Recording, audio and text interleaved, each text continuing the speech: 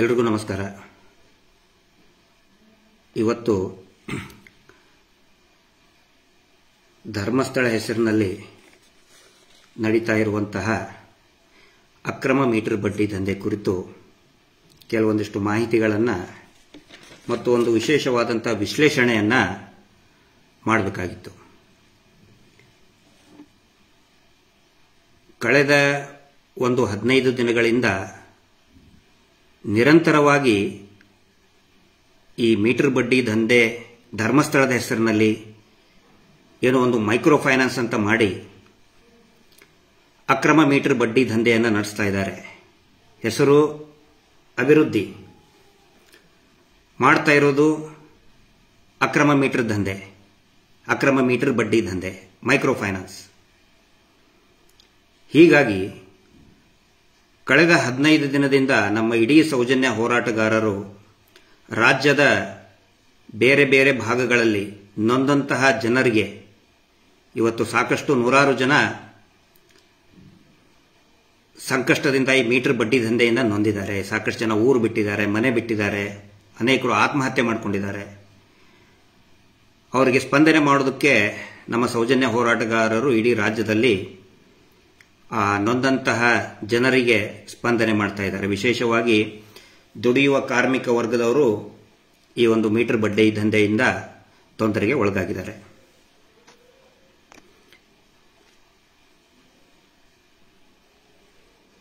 ಕನಿಷ್ಠ ನಾವು ಇವತ್ತಿನ ಒಂದು ಅಂಕಿಅಂಶಗಳ ಪ್ರಕಾರ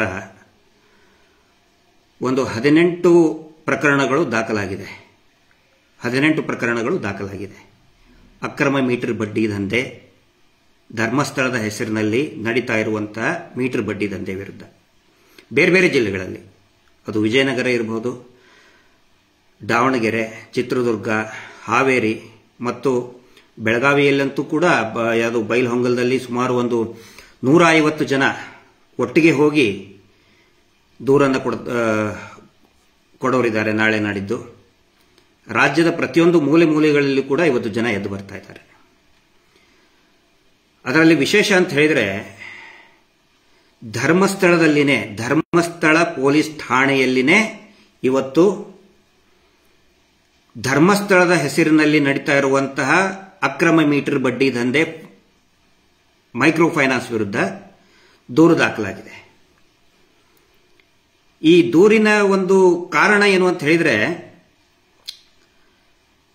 ಅಲ್ಲಿ ಧರ್ಮಸ್ಥಳದ ನಿವಾಸಿಗಳು ಪ್ರತಿ ವಾರ ಕಳೆದ 7-8 ವರ್ಷದಿಂದ, ಇನ್ನು ಕೆಲವೊಬ್ರು 14 ವರ್ಷದಿಂದ, ಇನ್ನು ಕೆಲವೊಬ್ರು 20 ವರ್ಷದಿಂದ ಸೇವಿಂಗ್ ಅಮೌಂಟ್ ಕಟ್ತಾನೆ ಇದ್ದಾರೆ. ಪ್ರತಿ ವಾರ 10 ರೂಪಾಯಿ 20 ರೂಪಾಯಿ ಕಟ್ತಾನೆ ಇದ್ರು. ಆದರೆ ಈಗ ಅವರಿಗೆ ಸೇವಿಂಗ್ ಅಮೌಂಟ್ ಉಳಿತಾಯ ಧನ ಕೊಡಿ ಅಂತ ಹೇಳಿದ್ರೆ ಅವ್ರಿಗೆ ಕಾಡ್ಸಕ್ಕೆ ಬಿಡ್ಸಕ್ಕೆ ಪ್ರಯತ್ನ ಪಟ್ರು ಇವರು. ಧರ್ಮೋದ್ಯೋಗಿಗಳ ಒಂದು ಟೀಮ್ ಏನಿದೆಯಲ್ಲ, ಮೊನ್ನೆ ಬಹಳ ಜೋರಾಗಿ ಮಾತಾಡಿದ್ರು ದೇವಸ್ಥಾನದ ಎದುರುಗಡೆನೆ, ಬಾ ನಿನ್ ಮಾಲೆದ ಬಿಟ್ಟು ಅಯ್ಯಪ್ಪ ಸ್ವಾಮಿಗಳಿಗೆ ಮಾಲೆ ಕಳಿಸಿ ಬಾ ನೀನು ನೋಡ್ಕೋತೀನಿ ಅಂತ ಹೇಳಿದ್ರಲ್ಲ, ಅದೇ ಒಂದು ಟೀಮು, ರೌಡಿಗಳ ಟೀಮು ಅವ್ರಿಗೆ ಹೆದರ್ಸೋಕೆ ಪ್ರಾರಂಭ ಮಾಡಿದ್ರು. ಆದರೆ ಪಾಪ ಇವರಿಗೆ ಪೇಪರಲ್ಲಿ ಟಿವಿಯಲ್ಲಿ ನೋಡಿದ್ದಾರೆ. ನಿರ್ಮಲಕ್ಕ ಬಂದ್ರು, ಅವ್ರು ಹೇಳಿದ್ರು, ನಿರ್ಮಲಕ್ಕ ಇವರು ಸಂಘದ ಧರ್ಮಸ್ಥಳದವರು they not only make development, they also share the profit. ಇವರು ಬರೀ ಅಭಿವೃದ್ಧಿ ಒಂದೇ ಮಾಡೋದಿಲ್ಲ, ಆ ಅಭಿವೃದ್ಧಿಯ ಲಾಭಾಂಶಗಳನ್ನ ಹಂಚಿಕೆ ಮಾಡ್ತಾರೆ. They also share the profit. ಸಹಜವಾಗಿ ಮತ್ತಿಗೆ ನಾನು ಅವ್ರಿಗೆ ಅನಿಸ್ತು, ಅಲ್ಲಿಯೇ ಧರ್ಮಸ್ಥಳದ ನಿವಾಸಿಗಳಿಗೆ, ನಾನು 7 ವರ್ಷದಿಂದ ಕಟ್ಟಿದ್ದೀವಿ, 10 ವರ್ಷದಿಂದ ಕಟ್ಟಿದ್ದೀವಿ, 15 ವರ್ಷದಿಂದ ನಾವು ಉಳಿತಾಯ ಹಣ ಪ್ರತಿ ವಾರ ಕೊಟ್ಟಿದ್ದೀವಿ. ನಮ್ಮ ಲಾಭಾಂಶ, ನಮ್ದು ಉಳಿತಾಯದ ಹಣದೇ ಲಾಭಾಂಶ ಬೇಡ, ಮಣ್ಣಿಗೆ ಹಾಳಾಗೋಯ್ತು ನಿಮ್ ಲಾಭಾಂಶ ತಗೊಂಡು, ನಾವು ಕಟ್ಟಿದ ದುಡ್ಡು ವಾಪಸ್ ಕೊಡಿ ಅಂತ ಹೇಳಿದ್ರೆ ದಬ್ಬಾಳಿಕೆ ಪ್ರಾರಂಭ ಮಾಡಿದ್ರು. ಅದರ ಸಲುವಾಗಿ ಧರ್ಮಸ್ಥಳ ಠಾಣೆಯಲ್ಲಿ ದೂರನ್ನ ದಾಖಲು ಮಾಡಿದ್ದಾರೆ ಮತ್ತು ಪೊಲೀಸ್ ಅಧಿಕಾರಿಗಳು, ಧರ್ಮಸ್ಥಳದ ಠಾಣಾ ಅಧಿಕಾರಿಗಳು ಆ ದೂರನ್ನ ಪರಿಶೀಲನೆ ಮಾಡಿ, ರಿಸೀವ್ ಮಾಡಿ, ಅದನ್ನ ರಿಜಿಸ್ಟರ್ ಮಾಡಿದ್ದಾರೆ NCR ನಲ್ಲಿ. ಆ ಠಾಣಾಧಿಕಾರಿಗಳಿಗೆ ದೊಡ್ಡ ಸಲ್ಯೂಟ್ ಹೊಡಿತಾ ಇದ್ದೀವಿ. ನೀವು ಕೇಳಬಹುದು, ಏನ್ ಬರೀ ಒಂದು NCR ಮಾಡಿದ್ರೆ ಹಿಂಗ್ ಮಾತಾಡ್ತಿರಲ್ಲ ಅಂತೇಳಿ. ಆದರೆ ಬೇರೆ ರಾಜ್ಯದ ಬೇರೆ ಯಾವುದೇ ಸ್ಟೇಷನ್ ಅಲ್ಲಿ NCR ಮಾಡೋದೇನು ದೊಡ್ಡ ವಿಷಯ ಅಲ್ಲ, ಬೇರೆ ಬೇರೆ ಪ್ರಕರಣದಲ್ಲಿ.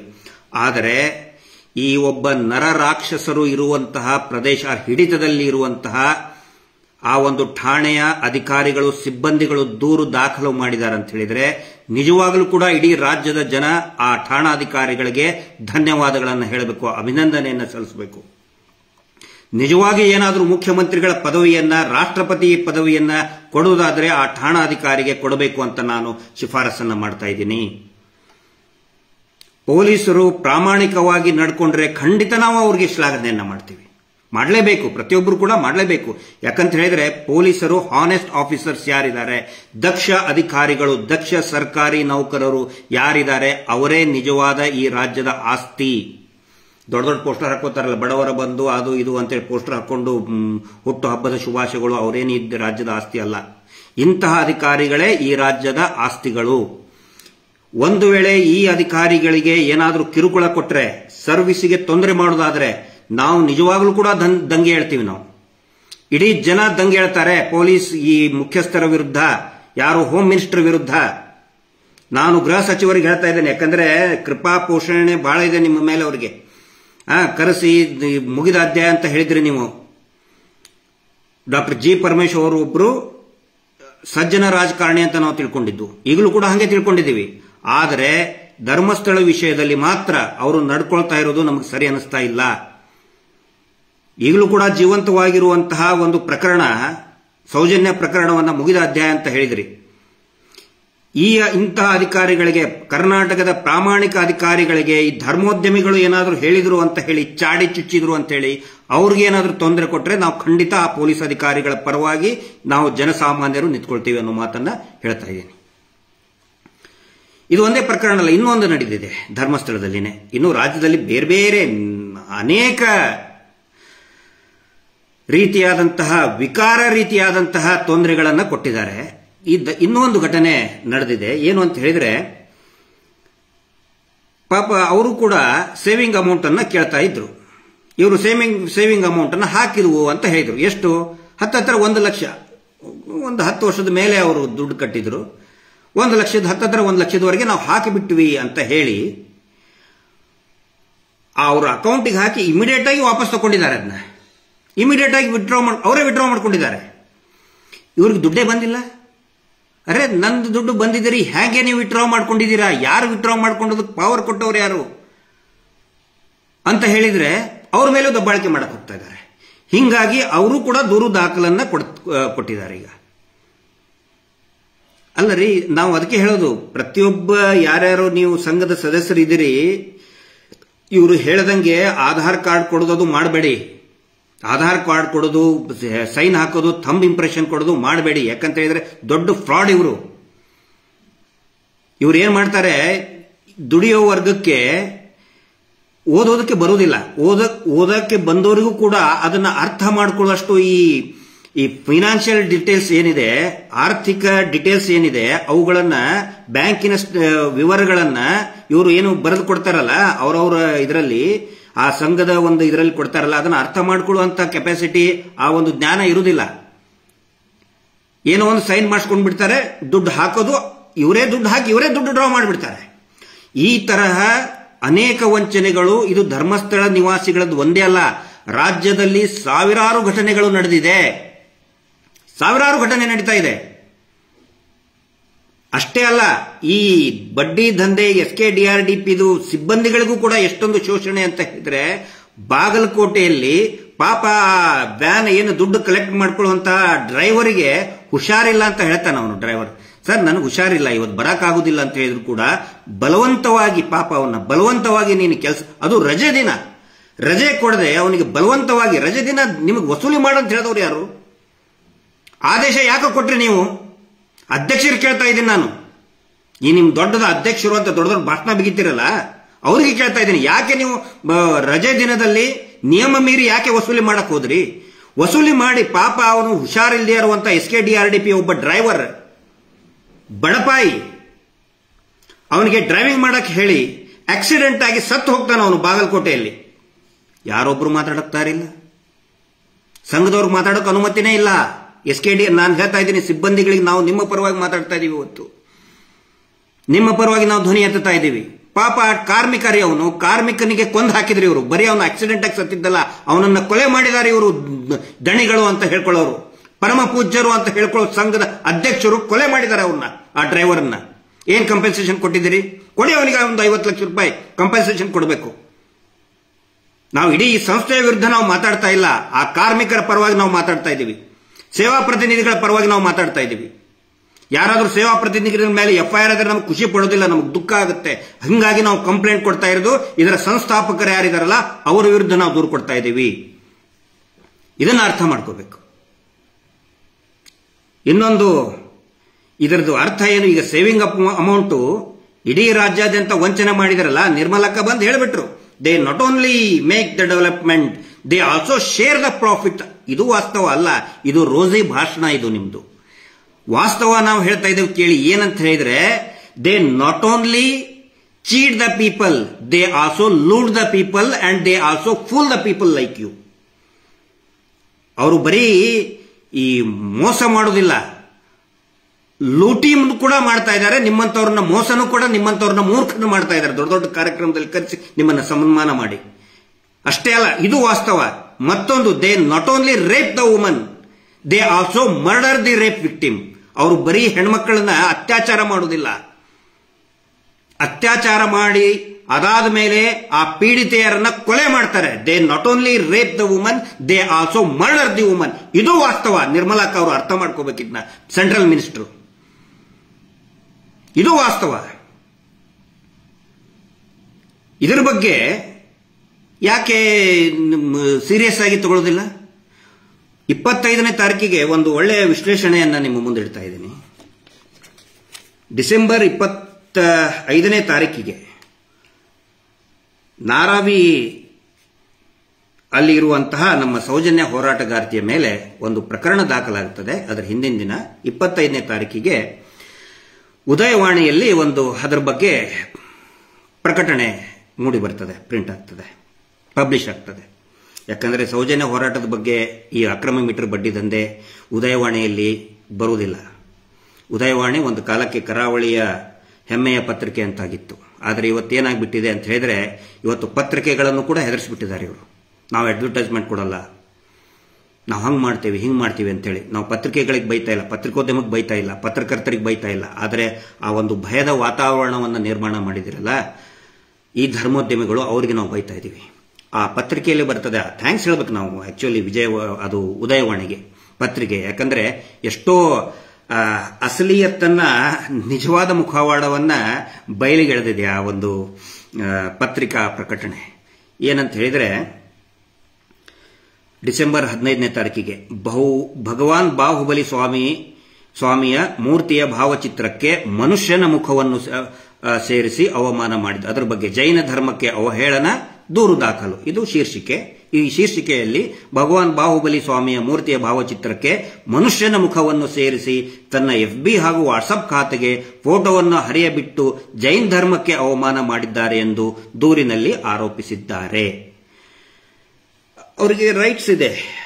ಅವರ ಧರ್ಮಕ್ಕೆ ಅಪಮಾನ ಅಂತ ಅನಿಸಿದ್ರೆ ದೂರು ದಾಖಲು ಮಾಡೋದಕ್ಕೆ ಅವರಿಗೆ ರೈಟ್ಸ್ ಇದೆ. ಅದಕ್ಕೆ ನಮ್ದು ಯಾವುದೇ ತಕರಾರು ಕೂಡ ಇಲ್ಲ.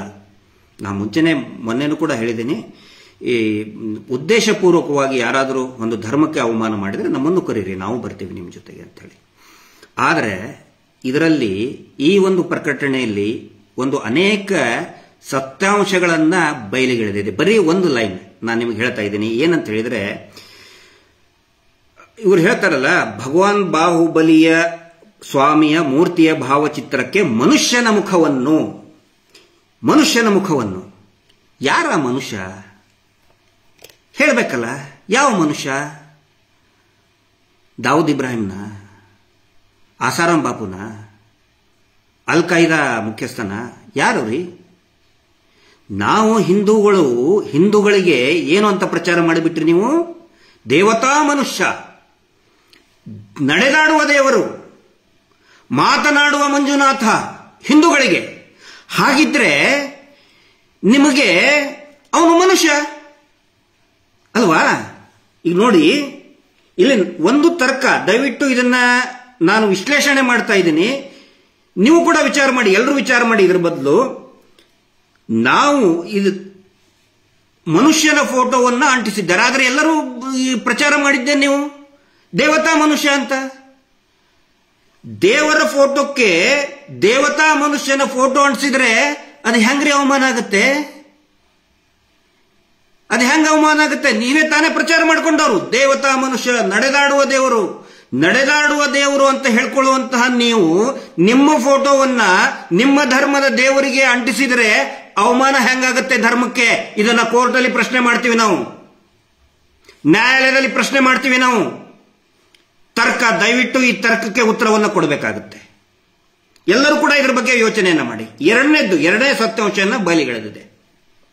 ಏನು ಅಂತ ಹೇಳಿದ್ರೆ, ಮನುಷ್ಯನ ಫೋಟೋವನ್ನ ಅಂಟಿಸಿ ಅಂತ ಹೇಳ್ತಿರಲ್ಲ, ಪತ್ರಿಕಾ ಪ್ರಕಟಣೆ ಕೊಡಬೇಕಾದ್ರೆ, ನ್ಯಾಯಾಲಯದ ಮೊರೆ ಹೋಗಬೇಕಾದ್ರೆ, ಠಾಣೆಯ ಮೊರೆ ಹೋಗಬೇಕಾದ್ರೆ ಮನುಷ್ಯನ ಫೋಟೋ ಅಂತ ಹೇಳ್ತಿರಲ್ಲ, ಹಾಗಿದ್ರೆ ನೀವು ಅವ್ರನ್ನ ದೇವರು ಅಂತ ನಿಮ್ಮ ಧರ್ಮದ ಮನುಷ್ಯನನ್ನೇ ನೀವು ದೇವರು ಅಂತ ಒಪ್ಕೊಂಡಿಲ್ಲ, ಹಿಂದೂಗಳು ಯಾಕಪ್ಪ ಒಪ್ಕೋಬೇಕು? ನಾವು ಮೂರ್ಖರಲ್ವಾ? ಹಾಗಿದ್ರೆ ಇಷ್ಟು ವರ್ಷಗಳ ಕಾಲ, 5-6 ದಶಕಗಳ ಕಾಲ ನಮ್ಮನ್ನ ನೀವು ಮೂರ್ಖರನ್ನಾಗಿ ಮಾಡಿದ್ರಿ ಹಿಂದೂಗಳನ್ನ. ಯಾಕಂದ್ರೆ ಹಿಂದೂಗಳ ಕುರಿ ಇದ್ದಂಗೆ ನೀವು ಹೇಳಿದ್ರಿ, ನಾವು ನಂಬಿಬಿಟ್ವಿ. ನಡೆದಾಡುವ ದೇವರು, ದೇವತಾ ಮನುಷ್ಯ ಅಂತ ಹೇಳಿ. ಆದ್ರೆ ನೀವಿವತ್ತು ಪತ್ರಿಕೆಯಲ್ಲಿ ಏನ್ ಪ್ರಕಟಣೆ ಮಾಡ್ತಾ ಇದ್ರಿ? ಮನುಷ್ಯನ ಫೋಟೋವನ್ನ ಅಂಟಿಸಿದ್ರು ಅಂತ ಹೇಳಿ. ಅಂದ್ರೆ ನೀವು ಅಲ್ಪಸಂಖ್ಯಾತ ಧರ್ಮದವರು, ನೀವು ನಮ್ಮ ಹಿಂದೂಗಳಿಗೆ ಅವ್ರನ್ನ ದೇವತಾ ಮನುಷ್ಯ ಅಂತ ಮಾಡಿಬಿಟ್ರಿ. ಆದ್ರೆ ಅವ್ರನ್ನ ನೀವೇ ದೇವತಾ ಮನುಷ್ಯ ಅಂತ ಒಪ್ಕೊಳ್ಳೋಕ್ ತಯಾರಿಲ್ಲ. ಇದು ವಾಸ್ತವ. ಇದು ಈ ಪತ್ರಿಕಾ ನೀವೇ ಕೊಟ್ಟಂತಹ ಪತ್ರಿಕಾ ಪ್ರಕಟಣೆ ಬಯಲು ಮಾಡಿದೆ. ಉದಯವಾಣಿಯಲ್ಲಿ ಡಿಸೆಂಬರ್ 25ನೇ ತಾರೀಕಿಗೆ ಬಂದಂತಹ ಒಂದು ಪ್ರಕಟಣೆ ಇದು. ನೀವು ಒಪ್ಕೊಳಕ್ ತಯಾರಿಲ್ಲ ಅವ್ರನ್ನ ದೇವತಾ ಮನುಷ್ಯ ಅಂತ ಹೇಳಿ, ನಮ್ಮ ಮೇಲೆ ಬೇರ್ತಾ ಇದ್ದೀರಿ. ನಾವ್ಯಾಕೆ ಒಪ್ಕೋಬೇಕು ಸ್ವಾಮಿ? ಒಂದು ವೇಳೆ ಆ ಮನುಷ್ಯನ ಫೋಟೋವನ್ನ ಭಗವಾನ್ ಬಾಹುಬಲಿ ಮೂರ್ತಿಗೆ ಅಂಟಿಸಿದ್ರೆ ಅವಮಾನ ಆಗುವುದಾದರೆ ನಮಗೂ ಅವಮಾನ ಆಗುತ್ತೆ. ನಾವು ಕೂಡ ಪೂಜೆ ಮಾಡ್ತೇವೆ, ಭಗವಾನ್ ಬಾಹುಬಲಿಯನ್ನು ನಾವು ಕೂಡ ಪೂಜೆ ಮಾಡ್ತೇವೆ. ನಿಮಗೆ ಅವಮಾನ ಆಗುವುದಾದ್ರೆ ನಡೆದಾಡುವ ಮಂಜುನಾಥ ಅಂತ ಕರೆದ್ರೆ ನಮಗೆ ಅವಮಾನ ಆಗುವುದಿಲ್ವಾ? ವೇದವಲ್ಲಿ ಕೊಲೆ ಪ್ರಕರಣದಲ್ಲಿ, ಅತ್ಯಾಚಾರ ಕೊಲೆ ಪ್ರಕರಣದಲ್ಲಿ ಕೂಡ ಆ ಕುಟುಂಬದ ಹೆಸರಿದೆ, ನಮಗೆ ಅವಮಾನ ಆಗುವುದಿಲ್ವಾ? ಪದ್ಮಲತಾ ಪ್ರಕರಣದಲ್ಲಿ ಆ ಕುಟುಂಬದ ಹೆಸರಿದೆ, ನಮಗೆ ಅವಮಾನ ಆಗುವುದಿಲ್ವಾ? ಡಬಲ್ ಮರ್ಡರ್ ಕೇಸ್ನಲ್ಲಿ ನಾರಾಯಣ ಮಾವುತರ ಕೊಲೆಯಲ್ಲಿ ನೇರವಾಗಿ ಅವರ ಹೆಸರನ್ನೇ ಹೇಳಿದ್ದಾರೆ. ಪೊಲೀಸ್ ಸ್ಟೇಷನ್ ನಲ್ಲಿ, SP ಆಫೀಸಲ್ಲಿ ದೂರಿನಲ್ಲಿ ಆ ನಾರಾಯಣನ ಹೆಂಡತಿನೇ ದೂರು ಕೊಟ್ಟಿದ್ದಾಳೆ.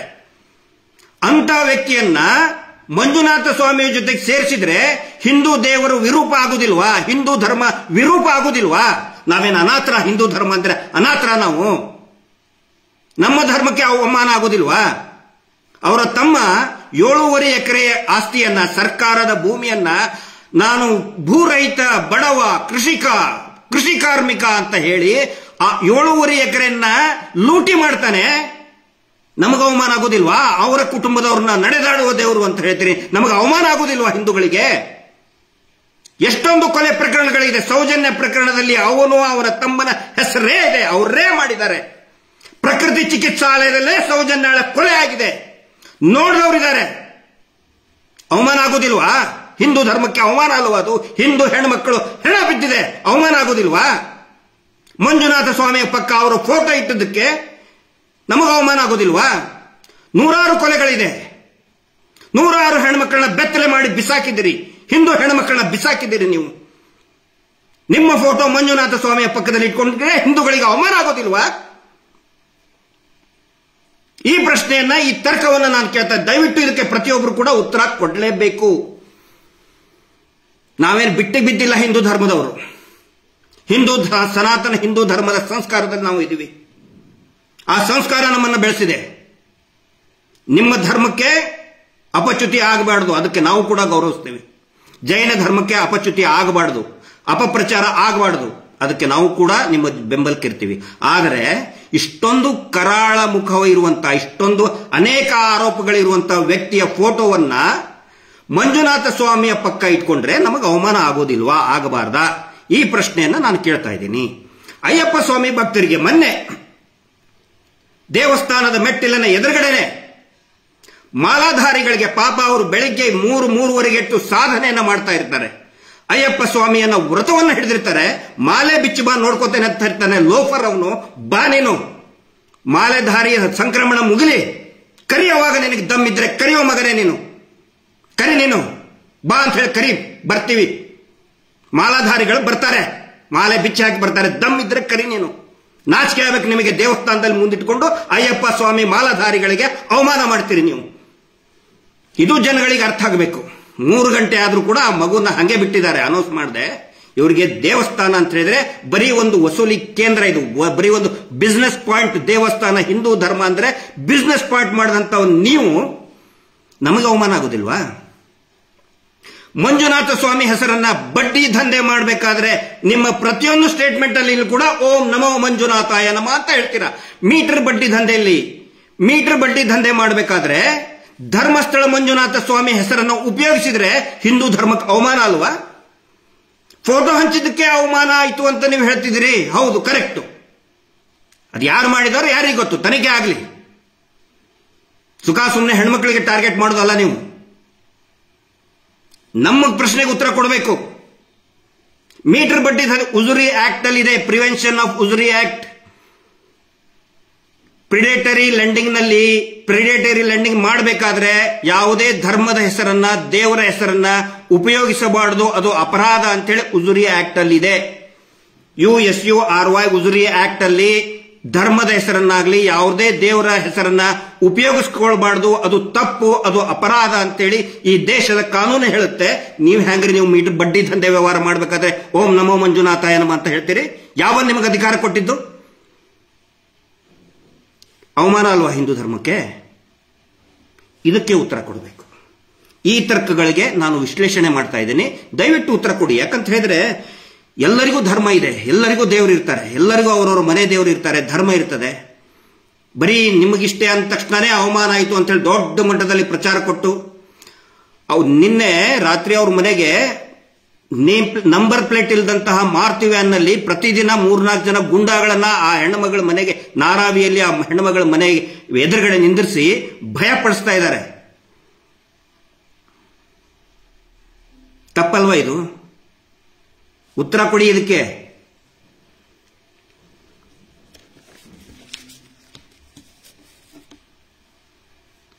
ಕೊನೆಯದಾಗಿ ಬಹುಶಃ ಇದು ಈ ವರ್ಷದ ನಮ್ಮ ಕೊನೆಯ ಲೈವ್ ಕಾರ್ಯಕ್ರಮ ಇದು. ಎಲ್ಲರೂ ಕೂಡ ಹೊಸ ವರ್ಷಾಚರಣೆಯ ಒಂದು ಸಂಭ್ರಮದಲ್ಲಿದ್ದೀರಿ. ದಯವಿಟ್ಟು ಎಲ್ಲರೂ ಕೂಡ ಇವತ್ತು ಈ ಒಂದು ಜನಜಾಗೃತಿಯಿಂದ ಸಾಕಷ್ಟು ಜನ ಎಚ್ಚೆತ್ತುಕೊಂಡಿದ್ದಾರೆ. ಮಹೇಶ್ ಶೆಟ್ಟಿ ತಿಮರೋಡಿ ಅವರ ಈ ಒಂದು ಟೀಮ್ ಏನಿದೆ, ಟೀಮ್ ತಿಮರೋಡಿ ಅಂತ ನಾವು ಕರಿತೀವಿ, ಹೆಮ್ಮೆಯಿಂದ ನಾವು ಕರಿತೀವಿ ಇದನ್ನ. ಯಾವುದೇ ಅಪವಾದಗಳಿಗೆ, ಅಪಪ್ರಚಾರಗಳಿಗೆ ಜಗ್ಗದೆ, ಯಾವುದೇ ಆಮಿಷಗಳಿಗೆ ಜಗ್ಗದೆ ಈ ಹೋರಾಟವನ್ನ ಮಹೇಶ್ ಶೆಟ್ಟಿ ತಿಮರೋಡಿ ಅವರ ನೇತೃತ್ವದಲ್ಲಿ ಮುಂದೆ ತಗೊಂಡು ಹೋಗ್ತಾ ಇದ್ದೀವಿ. ದಯವಿಟ್ಟು ಎಲ್ಲರೂ ಒಂದೊಂದು ನಿರ್ಧಾರ ಮಾಡ್ತಾರೆ. ನಾನು ಬರೋ ವರ್ಷ ನಾನು ಇದನ್ನ ಮಾಡ್ತೀನಿ, ನಾನು ಕುಡಿಯೋದು ಬಿಡ್ತೀನಿ, ನಾನು ಸಿಗರೇಟ್ ಸೇದೋದು ಬಿಡ್ತೀನಿ, ಬೇರೆ ಬೇರೆ ರೀತಿ ನಾನು ತೆಳಗಾಗ್ತೀನಿ, ನಾನು ಡೈಟಿಂಗ್ ಮಾಡ್ತೀನಿ, ನಾನು ಸ್ಲಿಮ್ ಆಗ್ತೀನಿ ಅಂತ. ದಯವಿಟ್ಟು ದುಡಿಯುವ ವರ್ಗದ, ಕಾರ್ಮಿಕ ವರ್ಗದವರು ಮತ್ತು ಇಡೀ ರಾಜ್ಯದ ಜನತೆ ಒಂದು ತೀರ್ಮಾನ ಮಾಡಿ. ನಾನು ಯಾವುದೇ ಕಾರಣಕ್ಕೂ ಕೂಡ ಈ ಬಡ್ಡಿ ದಂಧೆಯಲ್ಲಿ ಸಿಲುಕಿ ಹಾಕಿಕೊಳ್ಳುವುದಿಲ್ಲ. ಯಾವುದೇ ಕಾರಣಕ್ಕೂ ನಾನು ಈ ಮೀಟರ್ ಬಡ್ಡಿ, ಧರ್ಮಸ್ಥಳದ ಹೆಸರಿನಲ್ಲಿ ನಡೆಸ್ತಾ ಇರುವಂತಹ ಮೀಟರ್ ಬಡ್ಡಿ ದಂಧೆ ಮಾಡುವವರಿಗೆ ನಾನು ಸಾಲವನ್ನು ಕಟ್ಟುವುದಿಲ್ಲ. ಕಟ್ಟೋದೇನೇ ಇದ್ರೂ ಕೂಡ ನಾನು ಬ್ಯಾಂಕಿಗೆ ಕಟ್ತೀನಿ, ನಮ್ದು ಲೆಕ್ಕ ಚುಕ್ತಾ ಮಾಡಿ ಅನ್ನುವಂತಹ ಒಂದು ತೀರ್ಮಾನವನ್ನು ದಯವಿಟ್ಟು ತಾವು ಮಾಡಿ. ಇವತ್ತು ಇಡೀ ನಿರಂತರವಾಗಿ ಈ ವರ್ಷ ನಡೆಸಿದಂತಹ ಹೋರಾಟದ ಪ್ರಯತ್ನವಾಗಿ ವರ್ಷದ ಅಂತ್ಯದಲ್ಲಿ ಅನೇಕ ಒಂದು ಆಶಾದಾಯಕ ಬೆಳವಣಿಗೆಗಳನ್ನು ನಾವು ಕಾಣ್ತಾ ಇದ್ದೀವಿ. ಸಾಕಷ್ಟು ಜನ ಈ ಹಿಂದೆ ಆತ್ಮಹತ್ಯೆ ಮಾಡ್ಕೊಳ್ತಾ ಇದ್ರು, ಆದರೆ ನಿರಂತರವಾಗಿ ಈ ಪ್ರಯತ್ನದಿಂದ ಅದರ ಸಂಖ್ಯೆ ಕಡಿಮೆ ಆಗಿದೆ. ಕಂಪ್ಲೀಟ್ ನಿಂತಿದೆ ಅಂತ ನಾನು ಹೇಳಿಲ್ಲ, ಆದರೆ ಒಂದು 70% ಈ ಆತ್ಮಹತ್ಯೆ ಮಾಡ್ಕೊಳ್ಳೋದು ನಿಂತಿದೆ. ನೂರಾರು ಜನರು ಇವತ್ತು ನಮಗೆ ಕರೆ ಮಾಡ್ತಾ ಇದ್ದಾರೆ. ಸಂಚಾರಿ ಸ್ಟುಡಿಯೋ ಇರ್ಬೋದು, ಕೂಡ್ಲಾ ರಂಪೇಜ್ ಅವರು ಇರ್ಬೋದು, ನಮ್ಮ ರವೀಂದ್ರ ಶೆಟ್ಟರಿಗೆ ಇರ್ಬೋದು, ಜಯಂತರಂತರು ಇವತ್ತು ಜಯಂತ್ ಮತ್ತೆ ಹರಪನಹಳ್ಳಿ ನಮ್ಮ ರಾಮಕೃಷ್ಣ ಅವರು ಕಲಬುರಗಿಗೆ ಹೋಗಿದ್ದಾರೆ. ನಿನ್ನೆಯಿಂದ ಕಲಬುರಗಿಯಲ್ಲಿ ಅಲ್ಲಿ ಸಂಬಂಧಪಟ್ಟಂತ ಹಿರಿಯ ಅಧಿಕಾರಿಗಳಿಗೆ, ಪೊಲೀಸ್ ವರಿಷ್ಠರಿಗೆ ಭೇಟಿಯಾಗಿ, ಜನಸಾಮಾನ್ಯರಿಗೂ ಕೂಡ ಭೇಟಿಯಾಗಿ ಅವರ ಸಮಸ್ಯೆಗಳನ್ನು ಆಲಿಸಿ ಫೀಲ್ಡ್ ವರ್ಕ್ ಮಾಡ್ತಾ ಇದ್ದಾರೆ, ಪ್ರವಾಸ ಮಾಡ್ತಾ ಇದ್ದಾರೆ. ಇನ್ನು ಮೇಲೆ ನಾವು ಕೂಡ ಪ್ರತಿಯೊಬ್ಬರು ಕೂಡ ಪ್ರವಾಸ ಮಾಡ್ತೀವಿ. ಪ್ರತಿಯೊಂದು ಜಿಲ್ಲೆಗೆ, ತಾಲೂಕುಗಳಿಗೂ ಕೂಡ ಪ್ರವಾಸ ಮಾಡಿ ಇವರು ಮಾಡ್ತಾ ಇರುವಂತಹ ಇವರ ಕರಾಳ ಮುಖವನ್ನ ಬಯಲಿಗೆ ಎಳಿತಾ ಇದ್ದೀವಿ. ಇನ್ನು ಮುಂದೆನೂ ಕೂಡ ಎಳಿತೀವಿ ನಾವು. ದಯವಿಟ್ಟು ಕೂಡ ಎಲ್ಲರೂ ಸೌಜನ್ಯ ಹೋರಾಟಕ್ಕೆ ಬನ್ನಿ. ಬಡ್ಡಿ ದಂಧೆ ಇವ್ರು ಏನು ಮಾಡ್ತಾ ಇದ್ದಾರೆ, ಯಾರು ಕೂಡ ಇವರಿಗೆ ದುಡ್ಡು ಕಟ್ಟಬೇಡಿ. ಇವರು ಹೇಳಿದಾರಲ್ಲ, ಬ್ಯಾಂಕಿಂದ ಕೊಟ್ಟಿದ್ದು ಅಂತ ಹೇಳಿ. ಸಾಲ ಮರುಪಾವತಿ ಮಾಡಬೇಡಿ ಅಂತ ನಾವು ಹೇಳ್ತಾ ಇಲ್ಲ, ಮಾಡಬೇಕಾಗುತ್ತೆ. ಆದರೆ ಲೆಕ್ಕಪತ್ರ ಒಂದು ಇರ್ತದಲ್ಲ, ಲೆಕ್ಕ ಇರ್ತದಲ್ಲ. ಒಂದು ಆಡಿಯೋ ಕೇಳಿಸಿದ್ರು ನನಗೆ, ಅವರು ಸೇವಾ ಪ್ರತಿನಿಧಿ ಹೇಳ್ತಾರೆ, ಅಲ್ಲರಿ ನೀವು ದುಡ್ಡು ತಗೋಬೇಕಾದ್ರೆ ಯಾಕೆ ಇದನ್ನ ಕೇಳಿಲ್ಲ, ಬ್ಯಾಂಕ್ ಸ್ಟೇಟ್ಮೆಂಟ್ ಕೇಳಿಲ್ಲ, ದುಡ್ಡು ಕೊಡಬೇಕಾದ್ರೆ ನೀವು ಹಂಗೆ ತಗೊಂಡ್ರಿ ಅಂತ ಹೇಳ್ತೀರಿ. ಅಲ್ಲರಿ, ಒಂದು ನಾನು ಕೇಳೋದು, ದುಡ್ಡು ಕೊಟ್ಟರೆ ಅದಕ್ಕೆ ರೇಟ್ ಆಫ್ ಇಂಟ್ರೆಸ್ಟ್ ಅಂತ ಇರ್ತದಲ್ಲ, ರೇಟ್ ಆಫ್ ಇಂಟ್ರೆಸ್ಟ್ ಅಂತ ಇರ್ತದತ್ತಲ್ಲ. ಒಬ್ರು ಫೋನ್ ಮಾಡಿದ್ರು ನಮಗೆ ದಾವಣಗೆರೆಯಿಂದ. ಏನ್ ಹೇಳ್ತಾರೆ ಅವರು, ಪಾಪ ಅವರು ಎಷ್ಟು 7 ವರ್ಷದಿಂದ 3 ಲಕ್ಷ ತಗೊಂಡಿದ್ದಾರೆ. ಗಂಡ ಹೆಂಡತಿ ಸೇರಿ 3 ಲಕ್ಷ ತಗೊಂಡಿದ್ದಾರೆ. ಪ್ರತಿ ವಾರ 3,000 ಕಟ್ತಾ ಇದ್ದಾರೆ ಅವರು. ಪ್ರತಿ ವಾರ 3,000 ಕಟ್ತಾ ಇದ್ದಾರೆ. ತಗೊಂಡಿರೋದೆಷ್ಟು? 3 ಲಕ್ಷ. ಪ್ರತಿ ವಾರ ಕಟ್ತಾ ಇರೋದೆಷ್ಟು? 3,000. ಎಷ್ಟು ವರ್ಷದಿಂದ ಕಟ್ತಾ ಇದ್ದಾರೆ? 7 ವರ್ಷದಿಂದ ಕಟ್ತಾ ಇದ್ದಾರೆ. ವರ್ಷಕ್ಕೆ 50 ವಾರ ಅಂತ ಹೇಳಿದ್ರೆ ಎಷ್ಟಾಯ್ತು? 350 ವಾರ. 350 ಇಂಟು 3,000 ಲೆಕ್ಕ ಹಾಕಿ 9 ಲಕ್ಷಕ್ಕಿಂತ ಜಾಸ್ತಿನೇ ಆಯ್ತದು. 3 9 ಮೇಲೆ ಇನ್ನೂ ಜಾಸ್ತಿನೇ ಆಯ್ತು. 10 ಲಕ್ಷದ ಸಮೀಪ ಬಂತದು ಲೆಕ್ಕ ಹಾಕಿದ್ರೆ. 3 ಲಕ್ಷಕ್ಕೆ 9-10 ಲಕ್ಷ ಎಲ್ಲಿವರೆಗೆ ಬಂತು ರೀ? ಇವ್ರು ಹೇಳ್ತಾರೆ 7%, 14% ಅಂತ ಹೇಳ್ತಾರೆ. ಸೇವಿಂಗ್ ಅಮೌಂಟ್ ವಯಸ್ಸಾದವ್ರದ್ದು. ಮೊನ್ನೆ ಕಾರಟಗಿಯಲ್ಲಿ ಒಂದು ಪ್ರಕರಣ ದಾಖಲಾಯಿತು. ಎಂತ ಭಯಾನಕ ಪರಿಸ್ಥಿತಿ ಇದೆ ಅಂತ ಹೇಳಿದ್ರೆ, ಪಾಪ ಎಲ್ಲ ಕಟ್ಬಿಟ್ಟಿದ್ದಾರೆ ಅವರು. ದುಡ್ಡು ಕಟ್ಟರು ಕೂಡ ಸೇವಿಂಗ್ ಅಮೌಂಟೇ ಕೊಡ್ತಾ ಇಲ್ಲ. ಕೇಳಿದ್ರೆ ಹೆದರ್ಸ್ತಾ ಇದ್ದಾರೆ, ಆ ಮಗನೇ ಈ ಮಗನ ಅಂತ ಬೈತಾ ಇದ್ದಾರೆ ಅವರು. ಹೋಗಿ ದೂರ ದಾಖಲು ಮಾಡಿದ್ರು. ಅವಾಗ ಈಗ ಅವ್ರಿಗೊಂದು ಸಮಾಧಾನ ಆಯ್ತು. ಅದಕ್ಕೆ ನಾನು ಹೇಳ್ತಾ ಇದ್ದೀನಿ, ಪ್ರತಿಯೊಬ್ಬರು ಕೂಡ ದೂರನ್ನ ದಾಖಲು ಮಾಡಿ ಹೆದರ್ಬೇಡಿ. ವಯಸ್ಸಾದವ್ರಿಗೆ ಹೆದರ್ಸ್ತಾರೆ, ಹೆಣ್ಮಕ್ಳಿಗೆ ಹೆದರ್ಸ್ತಾರೆ, ಹೆದರ್ಬೇಡಿ. ಧೈರ್ಯವಾಗಿ ಪೊಲೀಸ್ ಠಾಣೆಗೆ ಹೋಗಿ, ನೇರವಾಗಿ ಪೊಲೀಸ್ ಠಾಣೆಗೆ ಹೋಗಿ. ಇವ್ರೇನಾದ್ರೂ ಬಂದ್ರೆ, ಯಾಕಂತ ಹೇಳಿದ್ರೆ ಕಾನೂನಿನ ರಕ್ಷಣೆ ನಿಮಗಿದೆ, ಸೌಜನ್ಯ ಹೋರಾಟಗಾರರ ಬೆಂಬಲ ನಿಮಗಿದೆ. ಪೊಲೀಸ್ ಠಾಣೆಗಳು ಕೂಡ ನಿಮ್ಮ ಸಹಾಯಕನೇ ಇರ್ತದೆ. ಪೊಲೀಸ್ ಠಾಣೆಗೆ ಸ್ವಲ್ಪ ವಿವರಣೆ ಮಾಡಿ ಹೇಳಿ, ವಿವರಿಸಿ ಹೇಳಿ. ಯಾಕಂದ್ರೆ ಎಲ್ಲರೂ ಕೂಡ ಅವರು ಹಂಗೆ ತಿಳ್ಕೊಂಡಿರ್ತಾರೆ, ಏನೋ ಅಭಿವೃದ್ಧಿ ಮಾಡ್ತಾ ಇದ್ದಾರೆ ಅಂತ ಹೇಳಿ. ಇವತ್ತು ಕಲಬುರಗಿಯಲ್ಲೇನೂ ಕೂಡ ಹಿರಿಯ ಒಬ್ಬ ವರಿಷ್ಠ ಅಧಿಕಾರಿಗಳಿಗೆ ಎಕ್ಸ್ಪ್ಲೈನ್ ಮಾಡಿದ ಮೇಲೆ ಗೊತ್ತಾಯ್ತು, ಓ ಈ ರೀತಿ ನಡೀತಾ ಇದೆ ಅಂತ ಹೇಳಿ. ನಾವು ಕಾನೂನು ಬಿಟ್ಟು ಏನ್ ಮಾಡ್ತಾ ಇಲ್ಲ, ಬೈರಿ ಹೊಡಿರಿ ಜಗಳ ತೆಗಿರಿ ಅಂತ ಖಂಡಿತ ಹೇಳ್ತಾ ಇಲ್ಲ. ಅದನ್ನ ಮಾಡಬೇಡಿ. ಕಾನೂನಿನ ಒಂದು ಫ್ರೇಮ್ವರ್ಕ್ ನಲ್ಲಿನೇ ನೀವು ಪ್ರಶ್ನೆ ಮಾಡಿ, ಕಾನೂನಿನ ಒಂದು ಪರಿಧಿಯಲ್ಲಿನೇ ಪೊಲೀಸ್ ಠಾಣೆಗೆ ದೂರು ಕೊಡಿ. ಯಾವ ರೀತಿ ಕೊಡಬೇಕು, ಏನ್ ಮಾಡಬೇಕು ನಾವು ಖಂಡಿತ ಹೇಳ್ತೇವೆ. ಆದರೆ ನಿಮ್ಮ ಸಂಕಷ್ಟವನ್ನ ನೀವು ಪೊಲೀಸರಿಗೆ ಹೇಳ್ಕೊಳ್ಳಿ. ಅವಾಗ ಪೊಲೀಸ್ ಇಲಾಖೆ, ಈ ರಾಜ್ಯದ ಕಾನೂನು ನಿಮ್ಮ ಸಹಾಯಕ್ಕೆ ಬರ್ತದೆ ಅಂತ ಒಂದು ಮಾತು ಹೇಳ್ತಾ, ಇಡೀ ನಮ್ಮ ಒಂದು ತಂಡಕ್ಕೆ ಒಂದು ವಿಶೇಷವಾದಂತಹ ಧನ್ಯವಾದಗಳನ್ನು ಹೇಳ್ತೇನೆ. ನಮ್ಮ ವಾರ್ ರೂಮ್ ತಂಡ ಇವತ್ತು ರಾಜ್ಯಾದ್ಯಂತ ಪ್ರವಾಸ ಮಾಡ್ತಾ ಇದೆ. ಅವರೆಲ್ಲರಿಗೂ ಕೂಡ ನಾನು ಧನ್ಯವಾದಗಳನ್ನು ಹೇಳ್ತಾ ಇದ್ದೇನೆ. ಮಹೇಶ್ ಶೆಟ್ಟಿ ತಿಮರೋಡಿ ಅವರ ಪರವಾಗಿ ಮತ್ತು ಇಡೀ ನಮ್ಮ ಸೌಜನ್ಯ ಹೋರಾಟಗಾರರ ಪರವಾಗಿ ಧನ್ಯವಾದಗಳನ್ನು ಹೇಳ್ತಾ ಇದ್ದೇನೆ.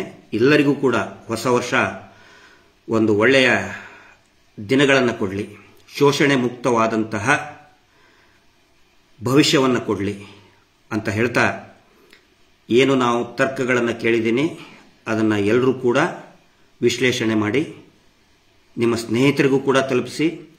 ಮತ್ತು ಯಾವ್ಯಾವ ಯೂಟ್ಯೂಬ್ಗಳು ಸೌಜನ್ಯ ಪರವಾದಂತಹ ಸಂದೇಶಗಳನ್ನು ಬಿತ್ತರಿಸ್ತವೆ ಅವೆಲ್ಲ ಯೂಟ್ಯೂಬ್ ಚಾನೆಲ್ಗಳನ್ನು ಕೂಡ ಸಬ್ಸ್ಕ್ರೈಬ್ ಮಾಡೋದಕ್ಕೆ ಮರಿಬೇಡಿ. ಫೇಸ್ಬುಕ್ಗಳನ್ನು ಕೂಡ ನೀವು ಶೇರ್ ಮಾಡೋದಕ್ಕೆ ಮರಿಬೇಡಿ. ಯಾಕಂತ ಹೇಳಿದ್ರೆ ಇವರು ಧರ್ಮೋದ್ಯಮಿಗಳು, ಏನು ದೊಡ್ಡ ದಣಿಗಳು ಅಂತ ಏನು ಹೇಳ್ಕೊಂಡು, ಸೌಜನ್ಯ ಅತ್ಯಾಚಾರ ಕೊಲೆ ಆದಾಗ ಅದು ನಮ್ಮ ಮನೆಯ ಮಗು ಅಂತ ಹೇಳ್ಕೊಂಡು ನಾವು ನ್ಯಾಯ ಕೊಡಿಸ್ತೀನಿ ಅಂತ ಹೇಳಿದಂಥ ವ್ಯಕ್ತಿ ಇವತ್ತು 35 ಯೂಟ್ಯೂಬ್ ಚಾನೆಲ್ಗಳಿಗೆ ನ್ಯಾಯಪರವಾದಂತಹ ಸಂದೇಶ ಇರುವಂತಹ ವಿಡಿಯೋಗಳನ್ನು ಡಿಲೀಟ್ ಮಾಡಿ ಅಂತ ಹೇಳಿ ನೋಟಿಸ್ ಕೊಡ್ತಾ ಇದ್ದಾರೆ.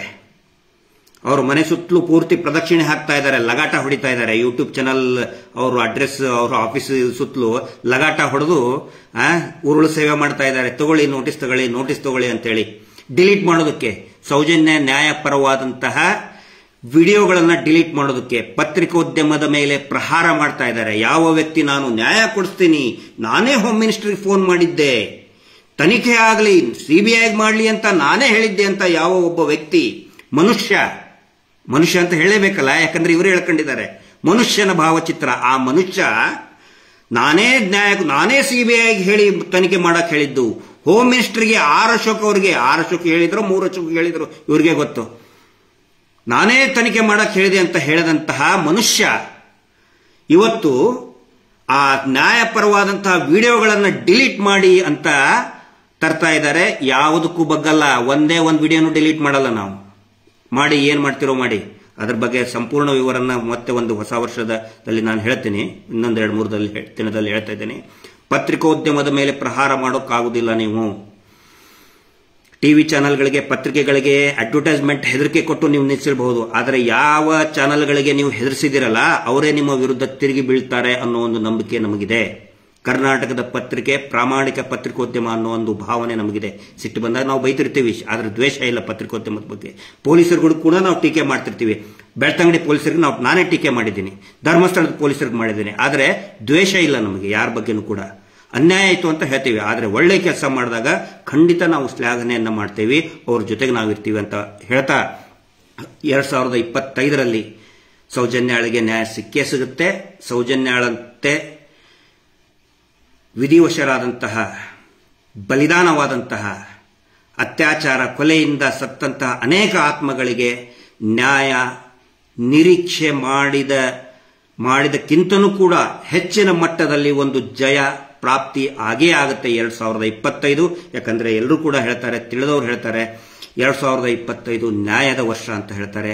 ಆ ನ್ಯಾಯದ ವರ್ಷದಲ್ಲಿ ಈ ನಮ್ಮ ಸೌಜನ್ಯ ಹೋರಾಟಕ್ಕೆ ಒಂದು ಜಯ ಸಿಕ್ಕೇ ಸಿಗುತ್ತೆ. ಮಹೇಶ್ ಶೆಟ್ಟಿ ತಿಮರೋಡಿ ಅವರ ನೇತೃತ್ವದ ಒಂದು ಹೋರಾಟಕ್ಕೆ ಮತ್ತು ಇಡೀ ಒಂದು ತಂಡಕ್ಕೆ, ಇಡೀ ರಾಜ್ಯ, ಇಡೀ ದೇಶ ಮತ್ತು ವಿದೇಶದಲ್ಲಿಯೂ ಕೂಡ ಇರುವಂತಹ ಎಲ್ಲ ನಮ್ಮ ಹೋರಾಟಗಾರಿದ್ದಾರೆ, ಎಲ್ಲರಿಗೂ ಕೂಡ ಒಂದು ನೆಮ್ಮದಿ, ಒಂದು ಶಾಂತಿ, ಒಂದು ನ್ಯಾಯ ಸಿಗುತ್ತೆ ಅನ್ನೋ ಒಂದು ಮಾತನ್ನ ಹೇಳ್ತಾ, ಸಿಗಲಿ ಮಂಜುನಾಥ ಸ್ವಾಮಿ ಒಂದು ಆಶೀರ್ವಾದ, ಅಣ್ಣಪ್ಪ ಸ್ವಾಮಿಯ ಆಶೀರ್ವಾದ, ಚಾಮುಂಡೇಶ್ವರಿ ದೇವಿಯ ಆಶೀರ್ವಾದ. ಇವತ್ತು ಎಲ್ಲರೂ ಸೇರಿಕೊಂಡು ಇವತ್ತು ಒಂದು ದುರ್ಗಾವತಾರ ಅವತರಿಸಿದೆ. ಆ ದುರ್ಗೆಯ ಒಂದು ರಕ್ಷಣೆಯಲ್ಲಿ ಎಲ್ಲರಿಗೂ ಕೂಡ ಒಂದು ಶುಭವಾಗಲಿ.